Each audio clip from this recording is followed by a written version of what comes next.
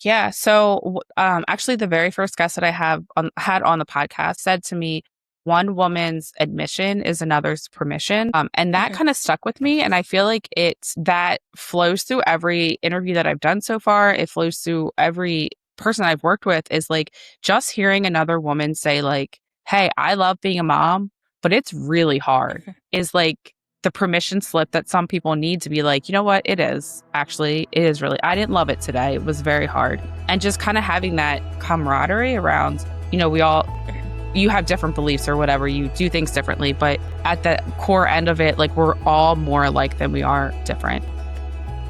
Welcome to Medicine, Motherhood, and Missions, the podcast where real life meets big dreams.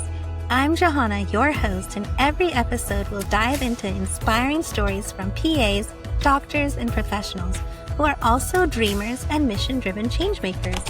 From the hospital halls to the hearts of our homes, and even into communities across the world, we'll laugh, learn, and uncover the challenges, triumphs, and everything in between as we see life through each other's perspectives. Looking for more joy and balance in your career? Don't miss our free guide, How to Be a Fulfilled Provider. Your quick boost of encouragement with tips to help you thrive while juggling all your hats you wear. And if you've got little dreamers at home, check out Little Evie's Big Dreams on Amazon. These stories are meant to spark imagination, courage, and kindness, perfect for bedtime or anytime. Follow along as Evie, a little Sri Lankan girl, brings joy and creativity to her community while daring to dream big. This podcast is also brought to you with love by the Ephraim Foundation International, because empowering children and families in rural Sri Lanka isn't just charity, it's continuing a legacy of hope and creating futures full of possibility.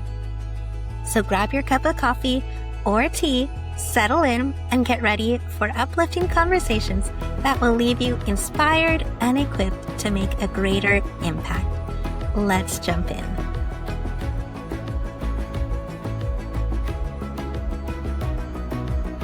Welcome back to Medicine, Motherhood, and Missions, the podcast where we have honest conversations about purpose, identity, faith, calling, and the beautiful complexities of womanhood.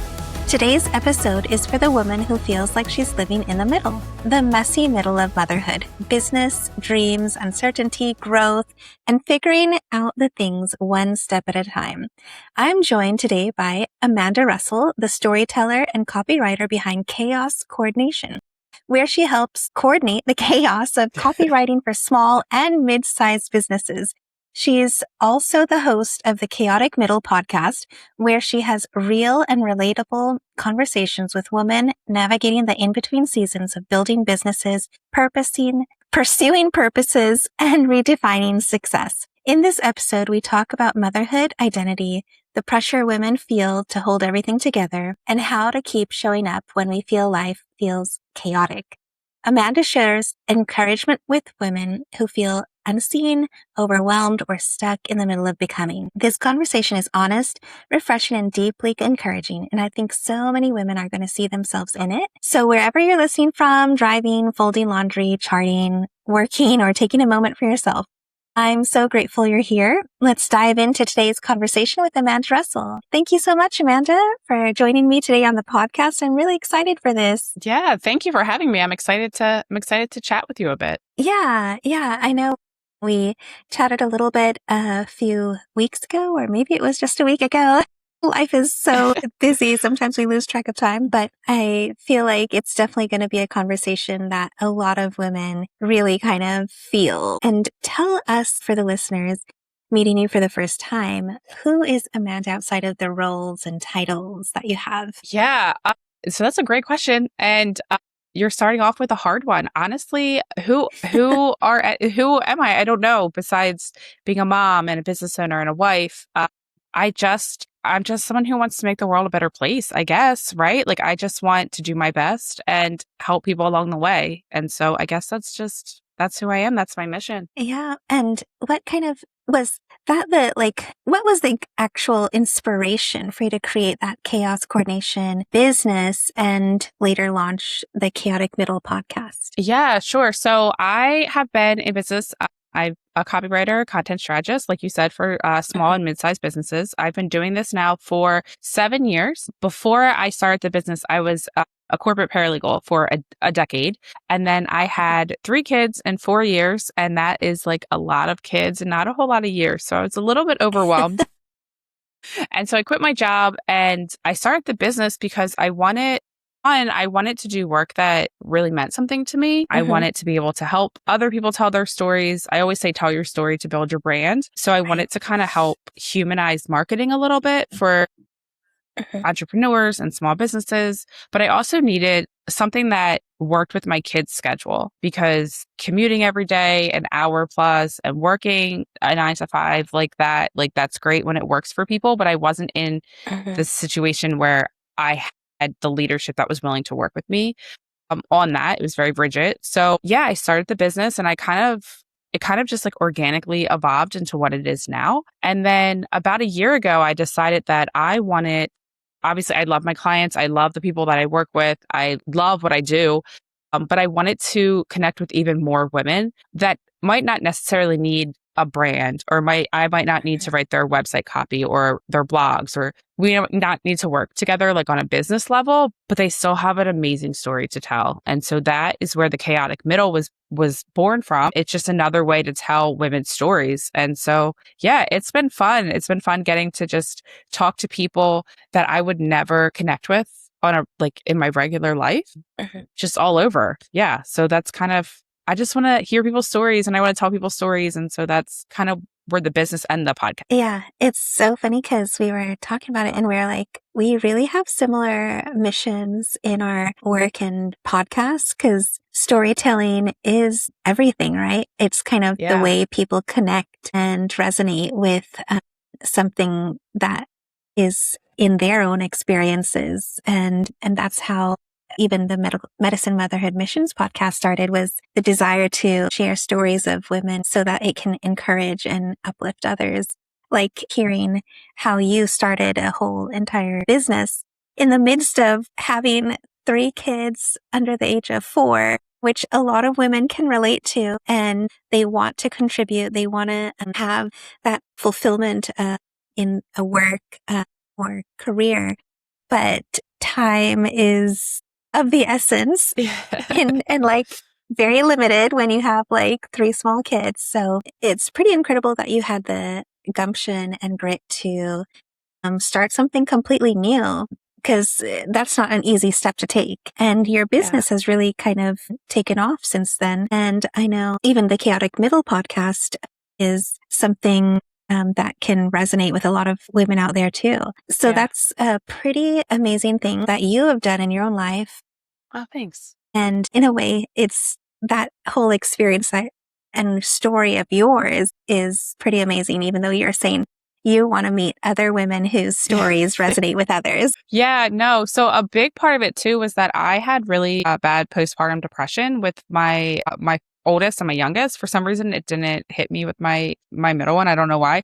It's funny how that works, right? But one of the things that really got me through that with my third was listening to podcasts, because it was just to hear that adult voice, someone else. I wasn't just talking to my kids. And so, yeah, I feel like if I can connect that way with another woman, or if I can help that way, like you really never know who's listening and who needs to hear your story. So, yeah. That's really true. And motherhood can be beautiful and stretching at the same time. And how has like becoming a mother shaped your identity? Yeah, I think it's so cliche, but like my kids really do make me want to be not only a better person, but like to leave the world in a better place. And so that ties in a lot to the work that I do. Like the clients that I pick, they're making their communities in some way better. There's a lot of noise in the world, but especially in marketing and in digital marketing, especially. So if I can partner with companies and entrepreneurs that are like doing really good things in their communities, that makes me feel better that I didn't lend my voice, but that I helped them kind of forge their voice, because that's the goal, right? Like I want to leave it better than I found it, especially for my kids. And so, yeah. Yeah. It's interesting you said that, because even in my own life, I mean, I had these dreams of different aspirations, but when I became a mom, my daughter, she kind of inspired me to be better, as you said. And it kind of makes you realize like this world is full of these new generations coming forth one over and over. And what kind of examples are we leaving behind? And how are we helping impact our communities more meaningfully. And sometimes I love that you said that, because that is one thing that's beautiful about motherhood, is that we have these little ones who do inspire us to be better. And I feel like sometimes motherhood gets this like negative connotation that we're just a chaotic middle, right? We're in the middle of the mess, which we are, but there's always something beautiful in that, right? And there's intentionality, there's a experience and education that's coming forth from that. And sometimes we miss those things and we get lost in that. And I think that's kind of why you also started all of this too, right? Because sometimes we end up losing our identity in the middle of the mess, and we are forgetting where and who and what we are made for. Our children remind us of that, but then the middle is hard to get to that next step sometimes. And was there a defining season in your life where you realized how you could take that next step in actually creating intentionally that business, the dream, and how do you like encourage others to do the same? I think the biggest defining season for me was after I had my third. When I had Elena as my youngest, it just became very kind of clear that like every minute that I was spending away from them, it needed to be worth it to me, because it's hard when you have one child to go and be away from them. But then when you have three, like I wanted to be able to give them the time and attention that they needed. But then also like I'm still a person too. And so it's kind of learning how to balance all of that. And I'm not saying that I'm the best at it. There are some days that I'm very bad at it. But that is kind of what inspired me to start the business, to go out on my own. I did try to be a stay-at-home mom for like about a year. And shout out to stay-at-home moms, because that is so much harder than what people say. And I was horrible at it. I was the worst. Like if I could have gotten fired, I would have, because I was so bad at it. So then I started the business, and it really started as like a part-time thing, right? And I worked around like, because my kids were still very little at that point. So now it's full-time. They're school age now, so they're in school. But for me to be able to build something that is actually benefiting other people, that is making money for my family, but also they've been here every step of the way. Like they see it. They see that like mom is doing this. And that's really cool. Like just this past November, I won an award for my local, like in Delaware. It was the 40 Inspiring Leaders Under 40, which I would have never in a million years thought I would be on that list, because like, thank you. But like, I'm just a lady. Like, why am I on this list? But to like have my kids go to that ceremony, and like, it was just so cool because they were so proud of me. And it was like, this is all I want. I just want you guys to be happy and like see what you can do when you put your mind to it. And like, yeah, it's going to be really hard. And there's some days that you're going to be like, why am I doing this? But yeah, it's all worth it as long as they see it. Yeah. Yeah. And speaking of that chaotic middle, like what do you think like women really kind of resonate with in your spaces when you talk to them in the podcast or in working with different businesses? What particularly do you see kind of overlapping in a lot of the communication across the board? Yeah. So actually the very first guest that I had on the podcast, her name was Katie Kastner, and she said to me, one woman's admission is another's permission. And that kind of stuck with me. And I feel like that flows through every interview that I've done so far. It flows through every person I've worked with, is like just hearing another woman say like, hey, I love being a mom, but it's really hard, is like the permission slip that some people need to be like, you know what, it is really, I didn't love it today. It was very hard. And just kind of having that camaraderie around, you have different beliefs or whatever, you do things differently, but at the core end of it, like we're all more alike than we are different. Yeah. And I think, yeah, and I think especially with social media, it's like so much has been dehumanized and it's so easy to sit behind a keyboard and to just tear people up. And I think opening that like communication, that lane of communication and just talking to somebody, I don't know, it Yeah. just like it lights me up, but it also like everyone I've talked to is like, this has been so much fun just to talk to a human. I feel like we're missing that Yeah. a lot. Mhm. Yeah. Yeah. Yeah. That communication and that connection is what a lot of us really just want, is that Yeah. community, right? And yeah, I love that one person's admission is another person's permission, because it really allows us to know that there are other people experiencing the same things, going through the same things. The middle isn't us failing, but it's us becoming, and we're all becoming Yes. better or something and someone along the way. And what helped you kind of reconnect with who you are beyond the productivity and caretaking? That's a great question. And honestly, something that I'm still working on. I think, and yeah, I'm definitely, yeah, that's definitely something that it's still a work in progress. But I mean, going back to like your kids are always watching. And so one of the things was Mhm, like, how could I tell them to be strong and to stand up for yourself and to follow your dreams if I wasn't doing the same thing? And so I feel like all roads kind of lead back to them, whether they know it or not. mhm, Like, how am I supposed to tell them, like, you really need to find mhm. protocols that? Yeah, yeah.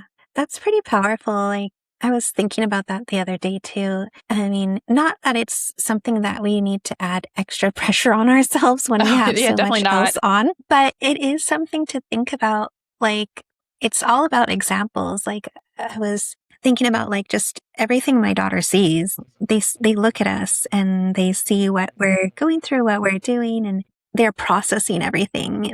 Thinking about things, and one day they will think back to like what our example was and what it meant to them, right? Yeah. And it's something that I hope that she will remember with grace and mercy, but that it will hopefully be a good example for her, right, in the future. And that's what Yeah. we all kind of want, right, is to raise kids that are gonna reconnect with others in ways that will be so beneficial to the communities that they live in and that they work in one day. And Yeah. going back to that connection and community that we Yeah. all long for. Yeah. Yeah. But have there been moments where you felt like you lost parts of yourself in the demands of motherhood? Absolutely. Yeah, for sure. Absolutely. I do feel like definitely that year that I was home. Also, it was COVID during that time too. So like there's a lot happening there. Yeah. Everyone is at home.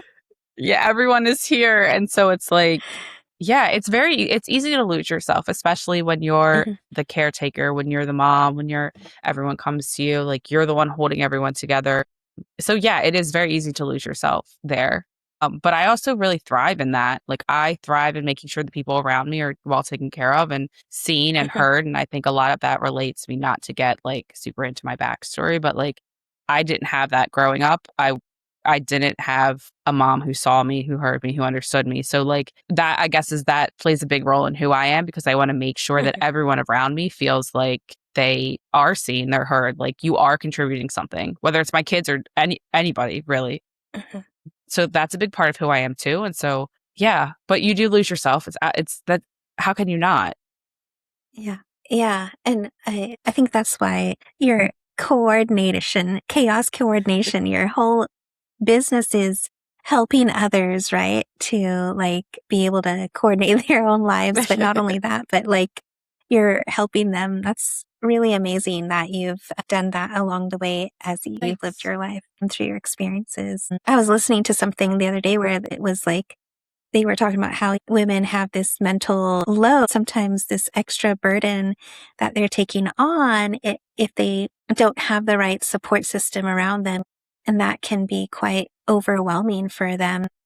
And that kind of changes the demands to pressures of motherhood that make people really lose themselves and become uncertain in who they are and what they want to do and be unable to take those steps because if they don't have that support system around them.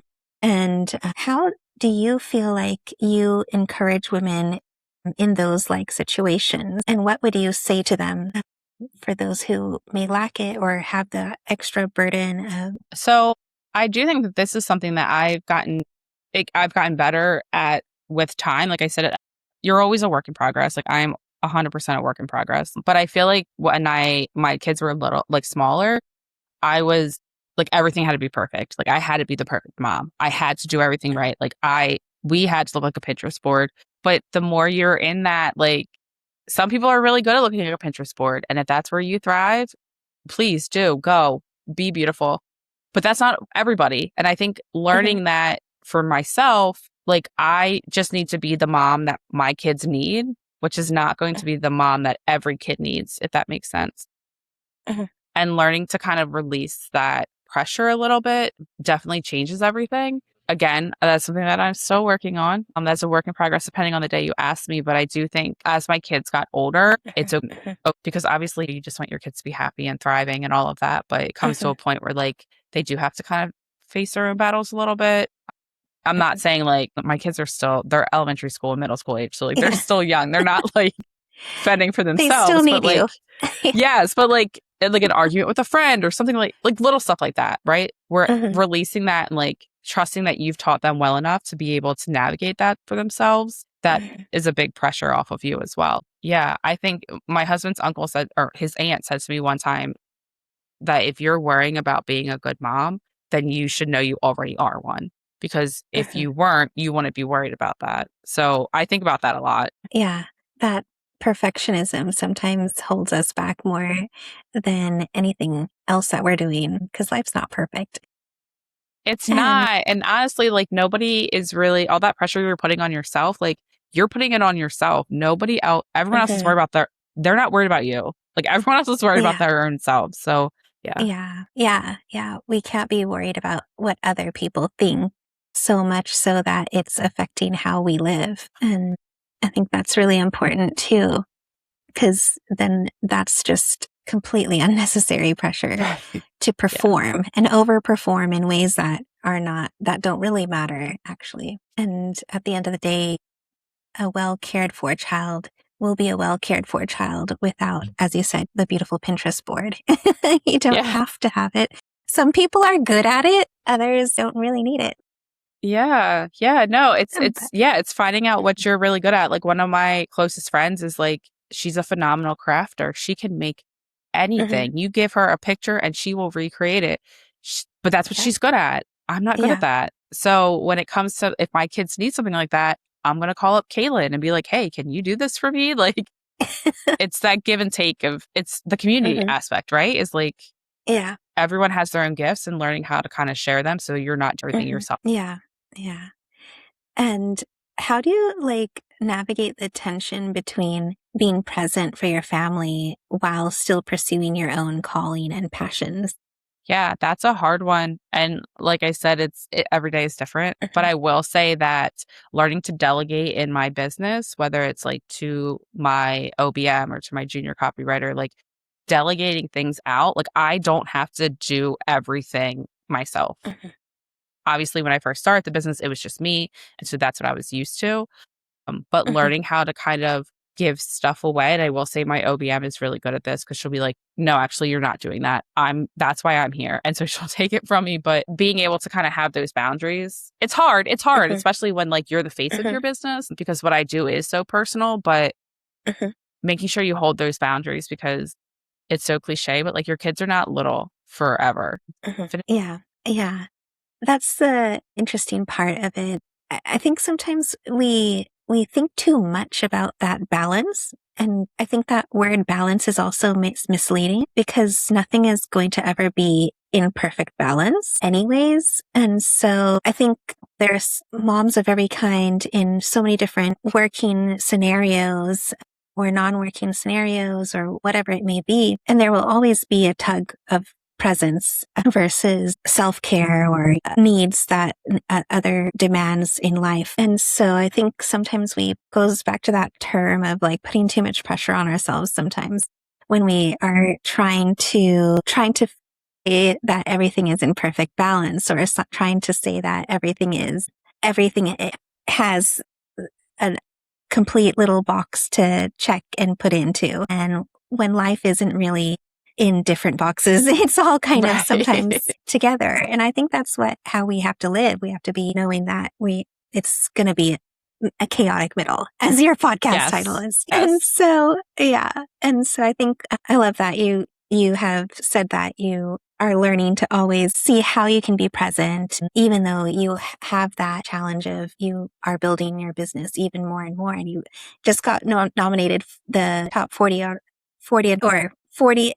How do you phrase that again? Yeah, it was the top 40 top, leaders under 40. And I was like, who was in top. charge of picking this list? Because why am I on That's it? amazing. But Yeah, yeah. And that's like a pretty special, amazing accomplishment and says a lot about what you have built with your whole title being named Chaos Coordination and podcast being Chaotic Middle. I mean, it says a lot because very much so that you built this based on what women face and go through in life and the dreams that they hold for themselves and for their children, right? And yeah. so that's that beautiful tension that holding, the moms holding that for their kids plus for themselves. And that's pretty amazing. And how has your understanding of success changed over the years with that success of the business? And what does success really mean to you? Yeah, I think it's changed completely, if I'm being honest. I feel like if you had Mhm, talked to me like when I had first graduated from college, like I was working as a litigation paralegal in like a pretty so mhm, I live in Delaware, and for people who don't know, a lot of companies are incorporated in Delaware because of tax laws and all of that. uh-huh, So I was working at a litigation firm that was pretty well known. We had really high end clients like from all over the place because everyone was incorporated here. They had to have counsel here. And so my idea of success was I was going to go to law school and I was going to get one of those corner offices and I was going to work my way up that ladder. Now, like that sounds like a nightmare to me. I'm sorry. Like I can't do that. I don't want to do that. mhm, Yeah, and I think it's okay to redefine your success as you go. Like I think it's okay to mhm, redefine that idea. Maybe once my kids are grown, like I might feel that way again. But mhm. now for me, it's success is more of like what kind of difference am I making in the world? I say the world, but it even is could be like your local community, right? Like what kind of difference Yeah. am I making with the people that I'm interacting with every day? Mhm, mhm, mhm. Right? Yeah. Do you think like sometimes there's like a pressure to feel guilty because you want to leave the place better outside of just your own home? Yeah. Yes, absolutely. Absolutely. So I live in a small town. I'm pretty involved with my local government. I Mhm, serve on two different commissions there. And so for a while, I was spending a lot of time in town hall because we were having a lot going on. And so I always felt kind of bad, like I'm volunteering all of this time here when I really should be home with my kids. And so it's like that tug, like you said. I don't like the word mhm. balance either. I need to come up with a different word for that. But Yeah. to like, yeah, to be able to leave, like everything is a mess and it feels like there's so many fires that you could put out. So how Mhm. do you pick which one to do first? Yeah, that's true. You have to pick it's kind of just like what you were saying when you delegate things in your business. You delegate what you don't need to actually do at the moment and tasks and things that others can do very well on their own without you having to also use your time and energy for. Yeah. Um, cause, but how do you deal with that guilt, or have you let go of that guilt? And what would you tell to moms who may still feel that guilt? Yeah, I think I'm gonna say it again, like it's a day-to-day struggle. I feel like sometimes I don't feel Mhm, guilty at all. And then some days I like it's like incapacitating. I feel so guilty. mhm, But I think it's hard. I think it's just to remember like your reasoning. One of my favorite things to always go back to, it's so stupid actually. Jalen Hurts said it when the Eagles won the Super Bowl was that I had a purpose before anyone had an opinion. And so obviously he's talking about football, right? Like that. But I always kind of go back to that. Like mhm, I had a purpose. Sometimes you're still finding what that purpose is, and it's okay to pivot from what that purpose is, but that's more important than anyone's opinion. That's more important than anyone's mhm. like and that guilt all comes from like accepting other people's judgments and accepting their opinions. So yeah, just kind of going back to like are my kids good? Are they fed? Are they happy? Like, that's my purpose. And if that's taken care of, then why am I worried about what's making me feel guilty? Some days that's easier said. That's awesome. Perfectly said. Yeah. Yeah. So many women feel stuck in like the in between seasons. As you said, sometimes the purpose changes. They're not where they used to be, but they're not where they hope to go to. What would you encourage them in, or like what word of encouragement would you give to those kinds of feelings? It's okay. It's okay to change. It's okay to pivot. I think in talking to people for the podcast specifically, every single woman has pivoted at some point. Some pivots are bigger than others, but they've all done it. And so I don't know if it's like the way I was raised or if this is like something that's shared amongst everyone, but it's like you pick a career when you get out of high school and that is your career. That is what you're going to do. You're going to stay there. And that idea is kind of changing, I think, in society as a whole, but it's okay to pivot. It's okay to change what's important to you. That's okay. It's okay. And if you don't know too, if you're feeling guilty because you don't know the next step, it's also okay to just kind of sit in that for a minute until you figure it out. Yeah. Yeah. I think that's definitely changing, especially I think we're seeing Gen Z and even millennials. They're shifting and changing and transitioning to different careers completely sometimes. And even in the medical field, I feel like there's so many providers out there that they're a doctor, they're a PA, they're a nurse practitioner or whatever. That's part of them, but they also have other hopes and dreams and side businesses and different creative outlets. And sometimes those creative outlets start out as an outlet for creativity or an outlet for stress, but those end up being a calling and a purpose they never even thought they knew they had. And it's not the medical career that they originally had intended for. And so, I mean, that whole idea of just picking one thing and staying in it until you retire is, I feel like, gone out the window. Yeah, thankfully, right? Because if you think about think about like your personal life, right? Like all the skills that you've gained in your medical career, like how you could apply those skills to other careers if you decide to switch, or how you can apply. You've learned to talk to patients on like a bedside manner, like how you're able to then translate that into writing your books. And like, it's just so much more like interwoven than I think we always talk about. Like you can transfer your skills and like, that's okay. Yeah. Yeah. Yeah. That is so true. I know one PA, she's like all about encouraging other PAs to start their own businesses. And that's what she tells them all the time is like, you have skills that you think aren't only for medicine, but they're not. And you can use that to create your dream business, whatever it may be. It's true. It's true. Like you can think on your feet quickly. Like that's all stuff. You have so many like soft skills that transfer to other things. And yeah. Yeah. Yeah. And I think that's the amazing part of what we can find in ourselves. Like, and I mean, even thinking of like thinking of motherhood specifically, like how people come up with solutions to problems they're facing in the middle of the chaos. And that's then like your business was built. And but what are some practical ways like women can stop shrinking themselves and start owning their own voice again? I think honestly, it just comes down to practice. I think just doing it is, you're not going to get better at it if you're not. It's like a muscle. You just have to keep doing it. And I always like, this is so stupid, but I always think like there are people that are not as qualified as I am to speak on whatever topic, right? But they're doing it. So why should I hold myself back? I actually have the education or the knowledge or whatever that. And so then, yeah, that's so true. Cause we kind of feel we get stuck in that. Like, I think it goes back to like, even like thinking about what other the opinions, right? And losing our purpose because we are stuck on the opinions rather than owning our purpose and forgetting about the opinions.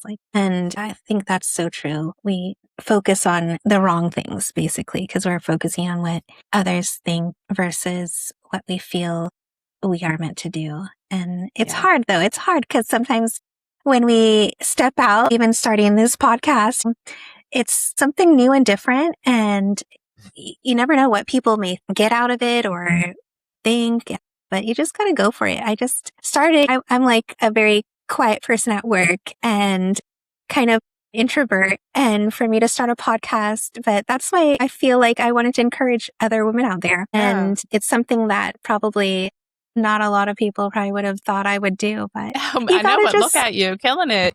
do just start somewhere and go for it. If it's meant to be, it'll work out and move forward. If not, then pivot. Yeah.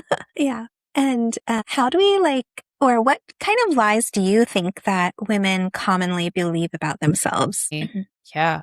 No, I don't even know where to start because I feel like there are so many. Like there's like a woman, you shouldn't do that. You shouldn't say, you shouldn't talk. Like women shouldn't work outside the house, all of these things. And the truth is it's different for everyone. If you want to be a stay-at-home mom and that's your dream, I support that. You should do that. It doesn't have to be for everyone. If you want to work, if you want to not have kids, that's on that great. That's on you. Yeah. Yeah. We think it's the expectations, fitting into the expectations of the roles and responsibilities that we think we're supposed to do. And sometimes that becomes the lie. There Yeah. are things that we're naturally have abilities for, strengths and different things.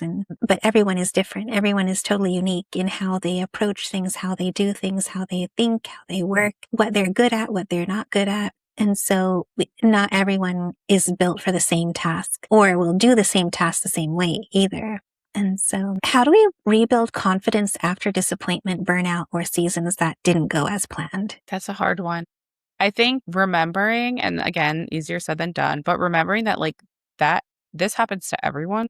You're not a failure because something didn't work out. Like you're not the only one that this happened to. And leaning into that community, I think is really big to just talk about it. I think being okay with like if you need to go to therapy or if you need to talk it out with a friend, like being open with go away. There's some I think even learning, I think last week, just as an example of my own life, like I was doing something and working on something, but feedback was like so negative that they meant to turn me away completely. And they meant to dissuade me completely and kind of put me down. But I think when you get feedback like that, and I think what I love about feedback like that is that it just helps me learn more about myself and be like, what? I'm going to take this feedback and take the good out of it, but also leave aside the stuff that really shouldn't affect my life and not to take some negative words so much to heart. Because sometimes we can focus on those negative words that are pointed towards us, but we can hold that shield up and let those arrows bounce off. Because if we don't shield ourselves correctly mentally, those arrows can definitely make a dent and affect our lives. But we've got to have a mental shield of what to take in and what to filter out, because feedback is always good because it helps you grow, but we can't take it so personally where it totally sidelines you and makes you think, oh, that's definitely not what I'm supposed to do. It just means that you just need to work a little harder and rework things or kind of get a little better at what you're trying to do. Right? right. There's Yeah. a No, learning it's experience there. Right. It's true. It's true. My daughters they do competitive dance. And so dance is very subjective. It's not like you play a basketball game, like somebody wins because there's points, but like dance is totally different. And so I'll tell them, like, if they didn't place where they wanted to, like, this right here was just three people's opinions on this day. If I switch out any of these people with, I don't know, someone from the lobby, you're going to get a different result. So, like, take what they say and listen to it. And like you said, pull out the good. But how did you feel on that stage? Like, how did you feel about your performance? Did you improve from the last time? And so, like, that kind of stuff, again, how hypocritical am I if I'm telling them that, but then I'm not, like, I'm freaking out because I got some bad feedback. It's all kind of learning how to like take what you need to out of it. Yeah. That way, any disappointments or things that don't go as planned doesn't derail you so much, but it just redirects you. I think I heard that resilience is redirection and learning redirection in chaos, right? Yeah. So, what has entrepreneurship taught you about resilience and identity? What hasn't it? Yeah. I mean, it's definitely not for the faint of heart at all, Mm-hmm. at all. And like I said, like what I'm doing is so personal, both because it's like it's my what do you mean? Like my words? Like what are you talking about? But like I can't take that personally because it's Uh-huh. their business, it's their story. So like Mm-hmm. that that's a big thing. And then do a Mm-hmm. lot. Mm-hmm. Yeah. I think that's the hard part of owning something yourself is knowing that there's going to be good days and bad days, or slow days and really amazing good days. And Yeah. how do we deal with that and manage and get into the real nitty gritty of life with all of that? And I know we spoke a little bit about the invisible mental load women carry. That is real. But what conversations do you wish we had more openly about it? To Yeah. and I think I just would like it if we were like this. Sometimes this sucks. Sometimes I don't want to be the one to remember. Like, I remember my kids, one of them when they were in kindergarten did it was the ABCs. It was spirit for Mhm. every letter. Like, I'm sorry, I don't have it in my life to do Oh my 26 God. spirit days in a row. Like, whose idea was this? Yeah. So, like, stuff like that because you carry it, like, Yeah. Mhm. yeah. Yeah, I know. I was talking to another mom friend of mine, and because I think we had the 100 days of school and we had to create the Hmm. costume, but her kids are in a different school and they were doing like one day was we also had a Dr. Seuss day, but then we didn't have to dress up, but they had to dress up. And then the next day they had to do some hat day and a sunglass day. And she's like, there's like so many days and idiom day. And how do I keep track of all this? Yes. And like bravo to the teachers for trying to find ways to like excite kids about education, but also like I have Yeah. 3 kids and why are they all doing different days? Like can we get on the same schedule, please? So, Yeah, yeah. And so it's like carrying all of that, plus taking care of parents or taking care of families, taking care of the work stuff, the house stuff. And, but yeah, I think, yeah, I would say just have to be okay with being okay with not being okay yeah, like sometimes, sometimes you're right? going to drop that ball. Like sometimes you're going to Yeah, and that's okay. I mean, as long as everyone is safe, it's okay. But like yeah, yeah, yeah. like it's okay if like the laundry sits for an extra day, like more than you Hmm. plan. I think getting okay with, like you said, not being okay. Like sometimes you just need to like rot in bed for an hour instead of clean the bathroom or whatever. Like, That rest is important, I think, because sometimes we are like, well, there's something else to be done. But when we miss out on rest, which is a huge important part of life in general, then we end up burned out. We end up too disappointed and we take in that mental load even more because our mind is not rested and spirits and hearts aren't rested because we're allowing everything to overwhelm us. And so yeah. that's also another important thing that we kind of tend to forget because in this society, like, or sometimes I think we're on this whole thing, like we've got to continually do so much that we're not stopping, not even just to rest, but stopping to kind of think back and see where we've come from, Yeah.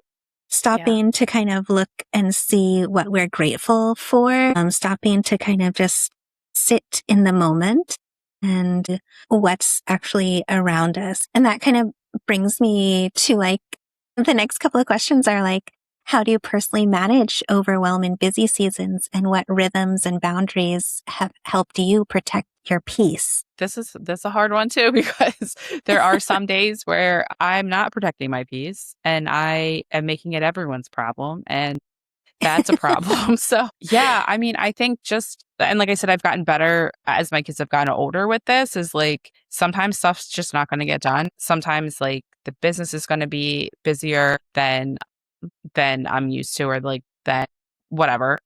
Like think of May for example, like there was 75,000 things my kids were doing at school. We had like the play, the we had the chorus concert, we had the strings concert. Like why are my kids in so many activities? So like that was a lot. But so then Yeah. some things kind of fell off a little bit. And I think being okay with like, okay, so the grass isn't mowed right now. It's going to get done. Maybe I took on less clients than all of my just time. Yeah. That flexibility in the rhythm without it. There is structure, there's routine, but you have to be allowing some flexibility in order to be able to give yourself some boundaries and peace. Yeah. Yeah. No. And especially with kids, because you never know what they're going to throw at you. So, like, you have to kind of be a little agile to that. Yeah. Yeah. And leave us with some last encouraging words that you would give to women listening who may feel unseen right now. Role. I think. Yeah. I love that. And Yeah. thank you so much, Amanda, for joining us today. I really enjoyed this conversation. And I know it's so relatable to so many out there. And I appreciate your time too for coming on the podcast. No, thanks for having me. It's always so fun to talk to you. So I appreciate it. Yeah, thank you so much. And thank you all so much for tuning into this episode of Medicine, Motherhood, and Missions. I hope today's conversation with Amanda Russell reminded you that in the middle seasons of life, they're not wasted, and they're not wasted seasons. Even in the chaos, uncertainty, and stretching, there can still be growth, purpose, beauty, and becoming.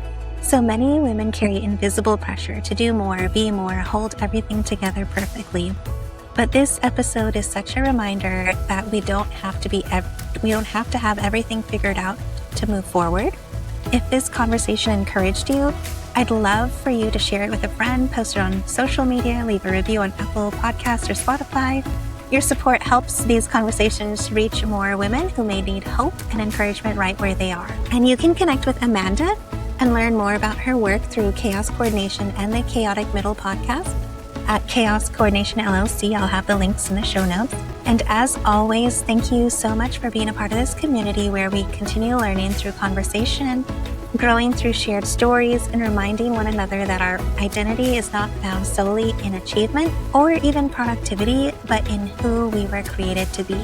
Until next time, keep showing up with courage, grace, and purpose, and keep sparking hope. Thank you for joining us in this episode of Medicine, Motherhood, and Missions. We hope you found inspiration, insight, and a sense of connection in the stories we shared today. If you enjoyed today's episode, be sure to subscribe and leave us a review. Your feedback helps us reach more listeners like you. Follow us on Instagram for updates, free downloads, and join a community of like-minded individuals passionate about making a difference through medicine, motherhood, and mission work. Remember, you're not alone in this journey. Until next time, keep sparking hope, keep healing, keep nurturing, and keep making a difference. This is Johanna signing off from Medicine, Motherhood, and Missions. The medical opinions expressed on this podcast are for informational purposes only and should not be considered as medical advice. Always consult a licensed healthcare provider for personal medical concerns or questions. The views expressed by guests are their own and do not necessarily reflect those of the podcast host.